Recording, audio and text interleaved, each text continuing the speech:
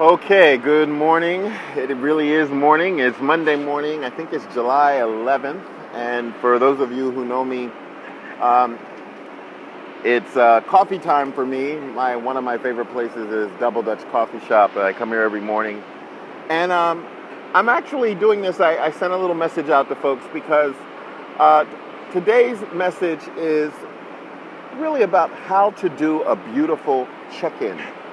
And what is that? Well, one of the things that I think is really positive about what has been happening in this country over the past week is the level of acknowledgement of the humanity that we hold for each other.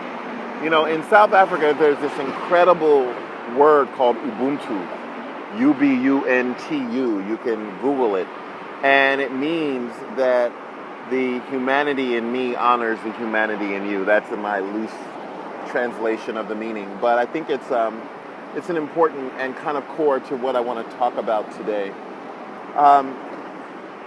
I reposted the initial video that was really my cry for help that I posted on July 7th on my Facebook page while I was attempting to have a quick little renewal break in St. Thomas and woke up to all of the tragedy that's happening in this country, particularly to black people and black men like me in particular. And in the midst of all of that, and in my, decision to do that, something really beautiful happened. And that was that a number of people, some who I would never have expected, actually reached out to me. They checked in. They wanted to make sure that I was okay. And it caught me by surprise because I thought to myself, oh my God, what's wrong? Is something happening to me that people feel the need to check in? And one person said to me, well, Toby, we've never seen you like this, to be quite honest. We've never seen you,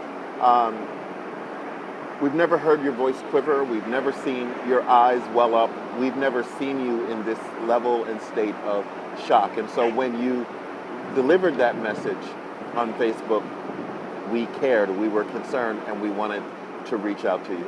And I think that is a really, really powerful and noteworthy thing to talk about, because in moments like this, in moments like the moment we're having right now in this country, oftentimes concerned and injured people don't know what to do. That's what trauma does, right? It freezes us. And then when it's completely reinforced through the messaging that is relentless in our society, the replays and the reposts of the videos and the murders and the assassinations and the rhetoric, the crazy and blind and fear-based rhetoric, all of those things make it necessary, really necessary for us to check in. And so I want to talk today about how do you do that and with whom and why and when. I was really moved because one dear friend of mine checked in from as far away as Nigeria, and she saw what was happening, and she sent me some messages of encouragement. I had check-ins from all over the world from friends. I had a very, very dear friend in Miami who's from Italy who checked in and sent words of encouragement. And I also had a dear friend who lives just in my neighborhood who realized that I was out of the continental U.S. and called me on the phone to say, are you okay? And try to use this time as best as you can. So my point is, it's a really easy and powerful thing to do. And when you don't know what to do, when you don't know what to say, all you have to say is, hi, how are you doing? How are you feeling? How are you coping? Is there anything I can do? That's all. You don't have to overcommit. You don't have to stick your nose in. You don't have to ask questions.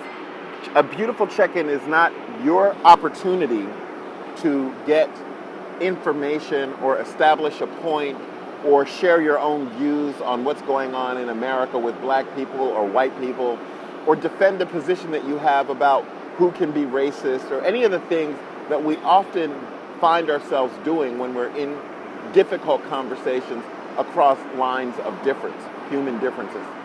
A beautiful check-in is just saying, I'm here to honor the humanity in you from the humanity in me. And it involves really compassionate and active listening. That's all. It's not about having answers. It's about having open and compassionate questions, like how are you feeling?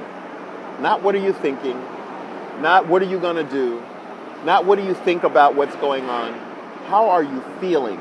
Because we all have feelings. Nothing happens in this world, nothing of meaning and of significance, unless it provokes inside each and every one of us a feeling. And seldom are our feelings about a moment in history or a moment in the present the same.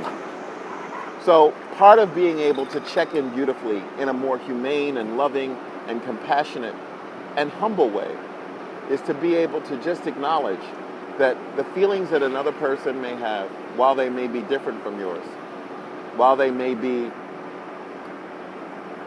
less visible than yours, are no less important. No less important. So what I'm going to encourage you today is to don't reach out to your friends and the people who you know, et cetera, et cetera, et cetera. Reach out to somebody you don't know, someone who's an acquaintance, someone who's standing next to you in line, maybe the person who's making your mochaccino or your latte or your doppio or whatever it is that you drink in the morning before you head off into your day. And ask them, how are you feeling? How are you doing? Okay? If these messages are valuable to you, once again, hashtag MyTrumpedUpAmerica or hashtag Toby Tompkins. Remember that only love matters in moments like this. It's the ability to bring love to the equation that's missing. That's what causes the kinds of tragedy and organized violence that we're having to deal with at this moment in our legacy in this country. So you can begin to do that by checking in beautifully from a place of love, from a place of listening, from the spirit of Ubuntu, that is a uniquely African concept, but one that really comes from a place of humanity. So, once again, that's all I can do. I love you guys much. Have a great Monday. Good Lord willing and the creek don't rise, I'll be talking to you tomorrow. Bye-bye.